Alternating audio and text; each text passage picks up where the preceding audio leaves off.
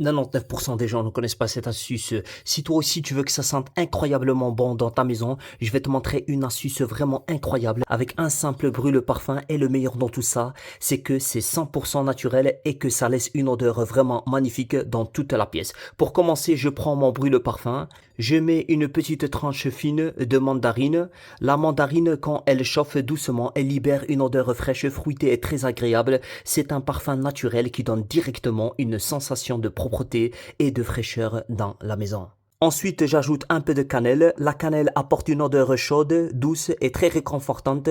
Quand elle se mélange avec la mandarine, ça crée un parfum vraiment incroyable, à la fois fruité et épicé. Après ça, j'ajoute 2 clous de girofle. Le clou de girofle a une odeur plus intense et légèrement épicée qui renforce le parfum. Avec la cannelle et la mandarine, ça crée un mélange vraiment parfait. Maintenant, j'ajoute simplement un petit peu d'eau. L'eau va permettre aux ingrédients de chauffer doucement et surtout d'aider les parfums à se diffuser progressivement dans toute la pièce. Et pour finir, j'allume ma petite bougie et je la mets juste en dessous. La chaleur de la bougie va chauffer le mélange et toutes les odeurs vont commencer à se libérer. Et là, je peux te dire que l'odeur qui sort est vraiment incroyable. Toute la maison sent super bon et en plus, c'est naturel et très facile à faire. Alors, dites-moi ce que vous en pensez dans les commentaires. Merci, au revoir. 99% des gens ne connaissent pas cette astuce. Si toi aussi tu viens de finir ton café avec ta machine Senseo, surtout ne jette pas la dosette. Attends une seconde et viens avec moi, je vais te montrer une astuce simple mais vraiment incroyable. La plupart des gens prennent la dosette usagée et la mettent directement à la poubelle. Pourtant, le café qu'il reste à l'intérieur peut encore être très utile à la maison. Voici ce que tu vas faire. Ouvre simplement la dosette et récupère le café moulu encore humide à l'intérieur. Et puis par la suite, tu prends un petit bol et ensuite tu mets tout dans ton bol. Ensuite, tu ajoutes un peu de vinaigre blanc et tu prends une petite cuillère et tu mélanges un peu. Pourquoi ce mélange est-il si efficace? Le café possède une odeur très forte et très naturelle que beaucoup d'insectes n'aiment pas du tout. Lorsqu'on ajoute du vinaigre blanc, l'odeur devient encore plus puissante.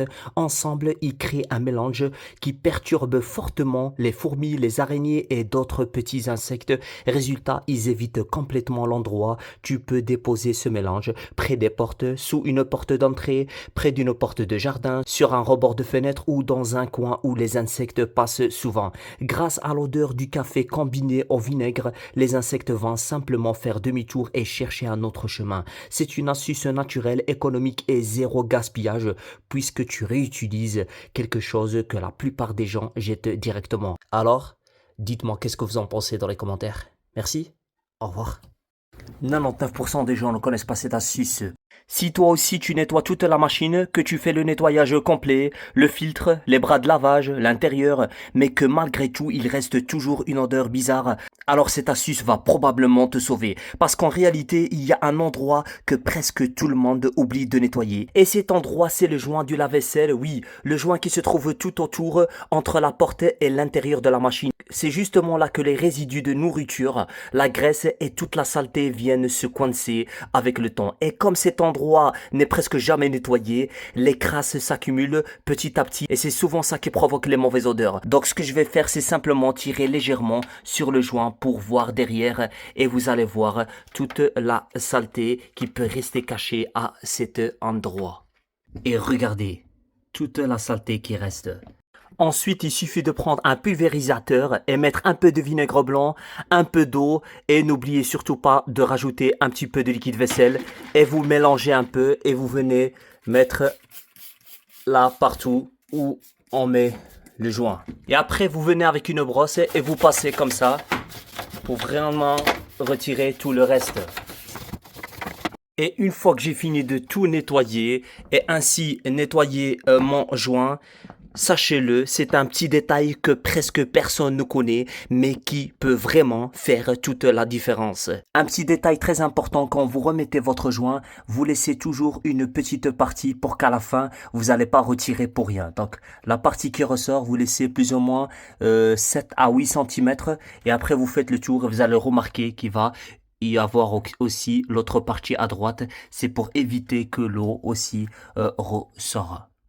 Et voici le joint est bien remonté, nickel. Et comme je vous ai dit, quand vous laissez une petite partie là, pour aussi rattraper l'autre partie. Et voilà, votre machine sera nickel et propre. Alors la prochaine fois que vous nettoyez votre lave-vaisselle, n'oubliez surtout pas cette partie. Votre machine sera beaucoup plus propre et surtout, elle ne sentira plus mauvais. Alors, dites-moi qu'est-ce que vous en pensez dans les commentaires. Merci. Au revoir.